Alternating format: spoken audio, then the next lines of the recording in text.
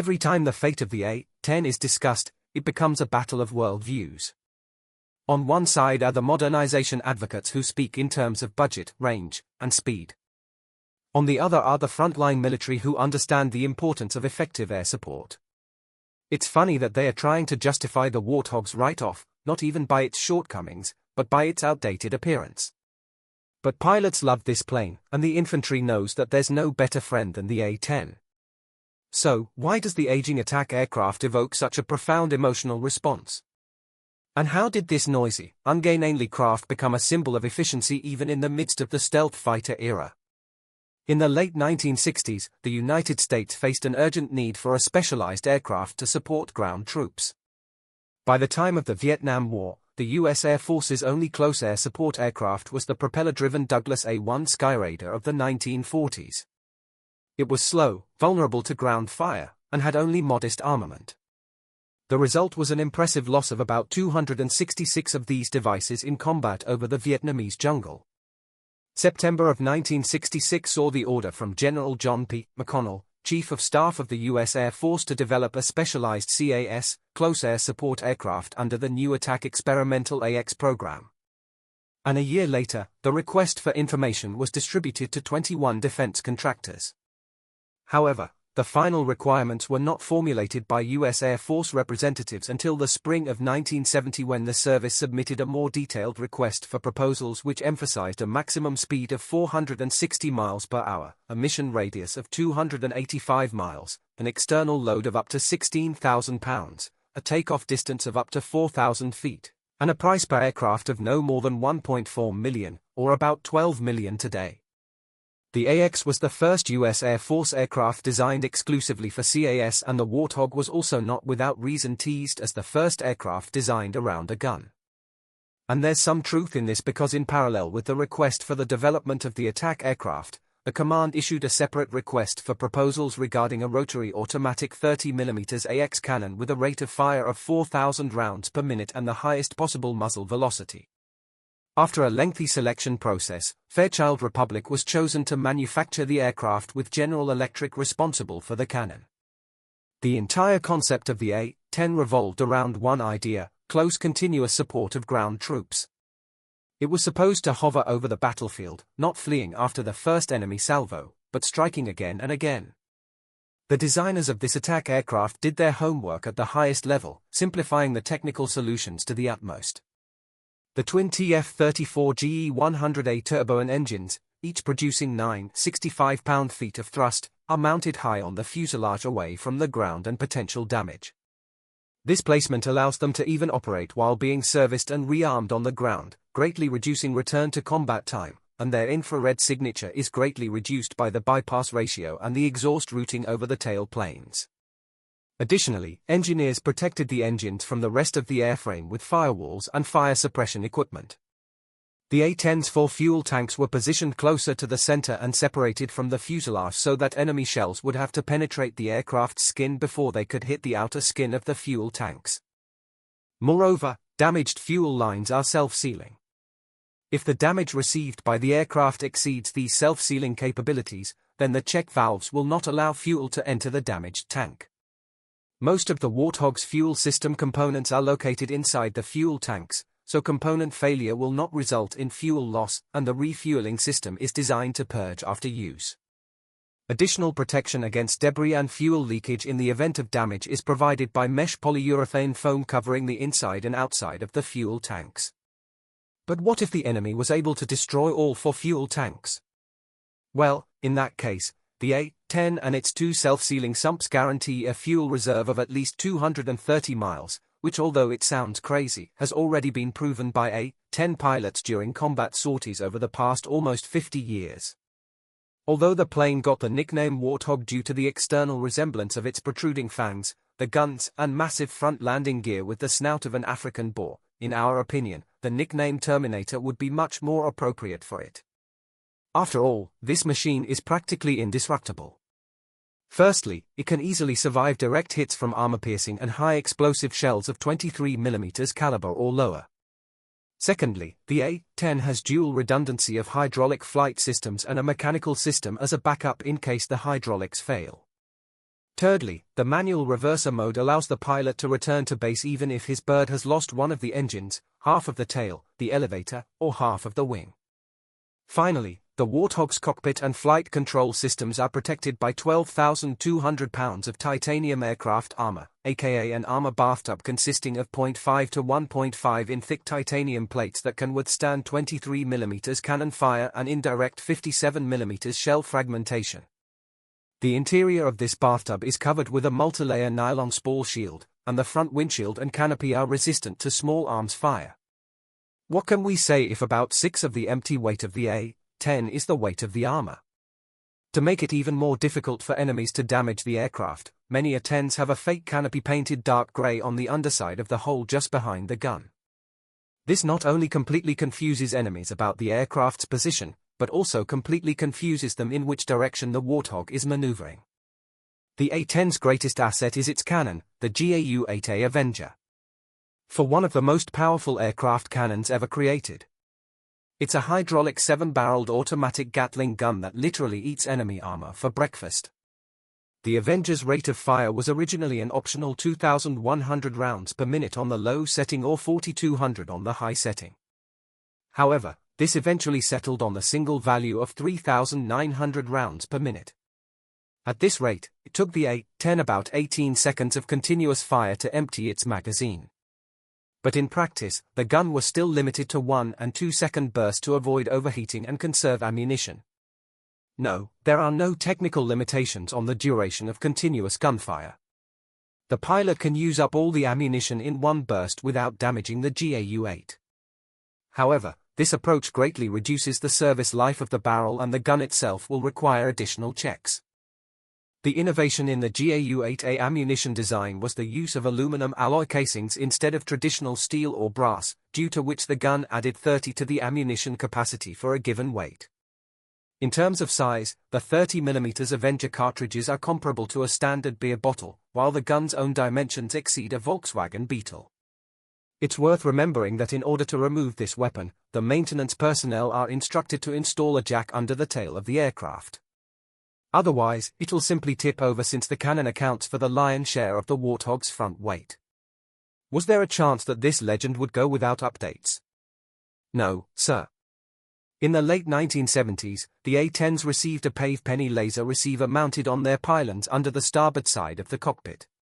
This allowed them to reflect laser designators and engage opponents even more precisely. The 1980s saw the introduction of an inertial navigation system for the Warthog.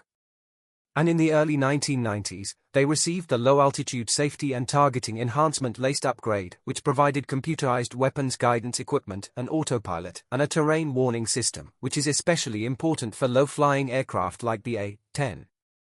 The late 90s and early 2000s were not a downtime for our hero today, either. It received the Global Positioning System navigation system and multifunctional displays, and the LACE system was upgraded with the Integrated Flight and Fire Control Computer IFFCC. The Air Force also acknowledged that the Warthog's engines were starting to deteriorate and planned to replace them with new ones. However, such ambitions would have cost the service more than $2 billion in 2001. So, the idea was shelved. Then came a tedious wing replacement process that continued into the 2010s as the Air Force calculated that they were at risk of running out of power by 2011. The new wings installed under the Thick-Skin Urgent Spares Kitting Tusk program significantly increased the Warthog's readiness for new missions, further reduced maintenance costs, and breathed new life into the aging attack aircraft, keeping it relevant until at least 2035.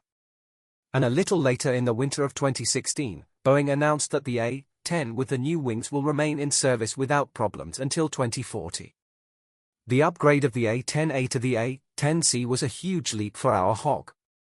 Between 2005 and 2011, the entire fleet of 356 A-10s and OA-10s received all-weather capability, an improved fire control system, electronic countermeasures, ECM, smart bomb guidance, a modern communication suite led by Link 16 and SATCOM, and an improved cockpit that includes 2 multifunction displays, and a hands-on throttle and stick HODAS configuration that allows placing buttons and switches on the throttle lever and flight control stick. The update called Suite 10 included multiple target list improvements, allowing the pilot to engage multiple targets with 3 different types of weapons in a single pass.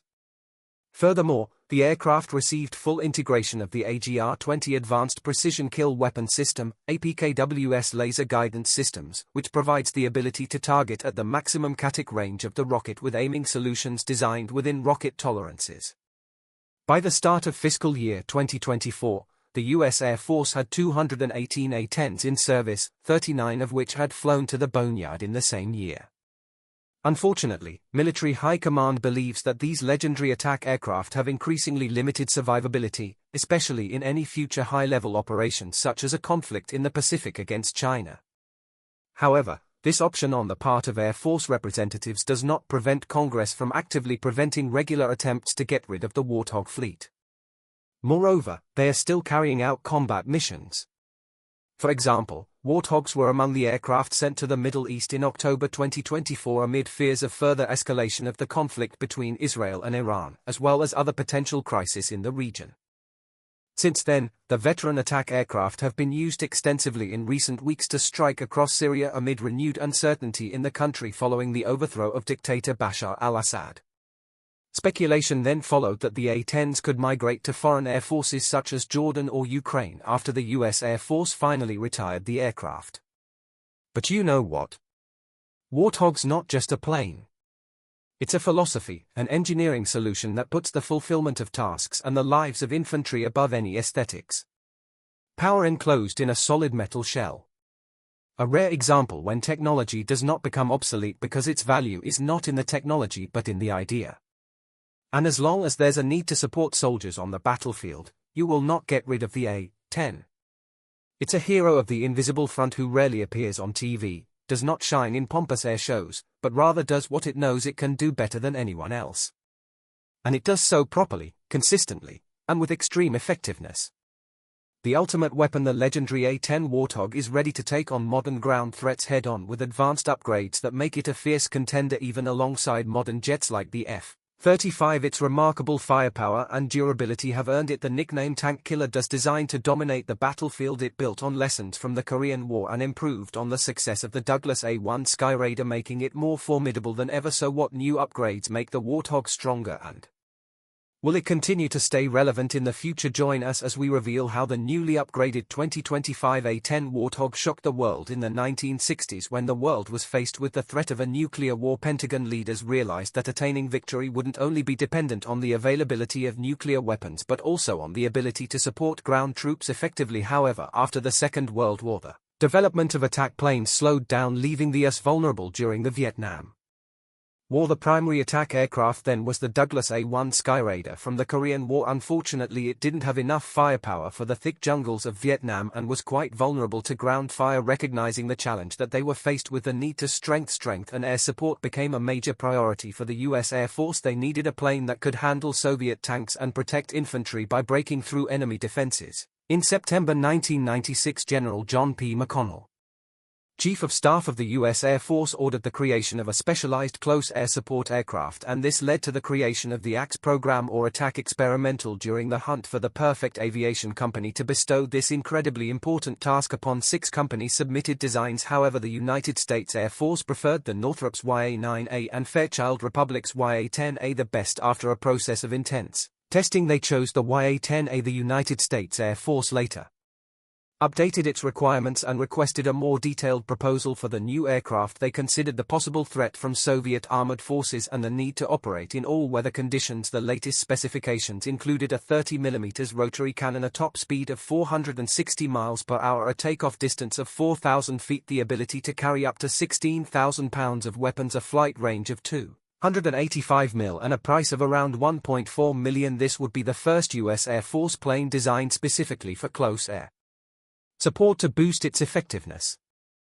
The Air Force also requested a cannon with a minimum firing rate of 4,000 rounds per minute. This led to the creation of the G8 cannon, which can penetrate armored vehicles from over 1,300 yards away, firing 65 rounds per second with 80 accuracy. The project included 4 types of ammunition: practice rounds, semi-armor-piercing explosives, armor-piercing incendiaries, and high-explosive incendiaries. The A-10 is also equipped with a powerful gun known as the Avenger. It is one of the strongest Aircraft weapons ever built, making the A-10 a fast and deadly force that is capable of destroying enemy tanks with ease. The A-10 was also tested with other weapons like the AGM-65 Maverick missile and AGR-20E precision system, adding to its effectiveness against armored targets. This aircraft is renowned for its great firepower, its 30mm cannon, titanium armor plates, and its ability to support ground forces in close combat, making it a valuable asset in larger, more intense battles as global threats change. It makes sense for the Air Force to keep the A-10 in service. It's effective against targets like fuel convoys, and it can carry a wide range of bombs including laser-guided and precise missiles. It also plays a key role in many combat situations such as counterinsurgency and close support for ground troops. It's no surprise that this tough aircraft has been upgraded many times to stay relevant since it was introduced in 1976. The A-10 has had a long career, and it's obvious that it won't be retired until at least 2040. No other aircraft in the US military can match its ability to provide close air support to ground troops. Looking at how the A-10 turned out, it's surprising that such a big and heavy plane can be so agile and effective. Its main design goals are to be tough and easy to maintain. The Warthog was built to operate from rough airstrips and deal with engine damage from debris. This explains why its two engines, the General Electric TF-34G100, are placed high and behind the wings in front of the tail. These engines have a high bypass ratio, which means they produce less heat that could be detected by heat-seeking missiles. Their placement also helps keep them running while the plane is being serviced or loaded with new equipment. Despite the A-10's powerful features, Congress wanted to see if it should continue spending $4.2 billion on the aircraft or replace it with the F-35 Lightning II. To make this decision, the Air Force was asked to upgrade the A-10 and prove if the F-35 could really take its place. To come to a conclusion, the Air Force responded by giving the A-108 major upgrades. Upgrading A-10CS, which started in 2005, was a big improvement for the Warthog. It added precision weapons, some digital screens in the cockpit, and a laser pointer. Suite 10, which will be ready in spring 2021, is the next step in making the A-10 more modern. One of the first improvements was the V-12 lightweight aerial recovery system, which boosted communication between A-10 pilots and ground teams, including pararescue teams and pilots whose planes had been shot down. This system allowed the A-10 to provide even close air support and help with combat search and rescue missions to improve its chances of surviving in modern combat. The aircraft was also equipped with longer-range weapons, since it isn't that fast enough to avoid enemy fire when spotted in hostile airspace. It used to be risky for the plane to get too close before firing, but with its new weapons, the A-10 could engage targets from farther away, showing off its agility in the air. They also use updated strategies to avoid threats and also be able to attack some targets from a distance with precise weapons. After dealing with these threats, they can then move on to their usual missions without a hitch. With night vision goggles, the A-10 can still dominate the battlefield at night and at medium or low altitudes. It can also target ships using the R-12 precision weapon system, which loads rockets 4 times faster than before, making it an even more deadly force. Thanks to the 8th upgrade, Major Kading emphasized that being able to stay safe in battle is not just about having the best equipment in software, it is also about using the most effective in lethal strategies. He also stated that what makes their organization unique is that they focus on all of these critical aspects. Suite 9, which was introduced in 2019, made it possible for JTACs to share their position digitally with the A-10's onboard computer. This helps prevent accidentally targeting friendly forces. It also allowed it to attack multiple targets at once with precision-guided weapons. Now the pilot can drop 6 weapons with just one button press, which used to require a lot of work. This aircraft can now use different types of bombs like the GBU-38 or GBU-31J dams, and the aircraft will tell the pilot if they can hit their targets on one pass. Also, this Suite 9 also included improvements to the pilot's helmet called Hobbit or Hybrid Optical-Based Inertial Tracker. This new helmet tracks the pilot's head movements more accurately using special dots on the canopy. Its capabilities only got better, and the upgrades made it even scarier. The upgraded A-10C carries up to 16,000 pounds of mixed ammunition on 8 underwing and 3 ventral pylons. These include 500 pounds Mark 82 bombs, 2,000 pounds Mark 84 bombs, GBU-39 small diameter bombs, laser and GPS-guided bombs, precision joint direct attack munition, incendiary cluster bombs, combined effect munitions, and mines. Let's not forget the rockets such as the AGM-65 Maverick, unguided and laser-guided 2.75 in missiles, and the AIM-9 Sidewinder. In addition to all this, the A-10 carries infrared countermeasure flares Electronic countermeasure chaff jammer pods and illumination flares. As part of the Site 9 upgrade, the A-10 was equipped with a situational awareness pad that allowed Joint Terminal Attack Controllers to send their positions digitally. This improved the A-10's ability to know where allies and other things were on the battlefield. Before, pilots had to visually search for friendly forces, which could be hard when dust and debris made them difficult to see with. This new upgrade, the A-10 had a clearer view, reducing the chances of mistakes and making it easier to avoid accidentally targeting friendly forces during the chaos of battle.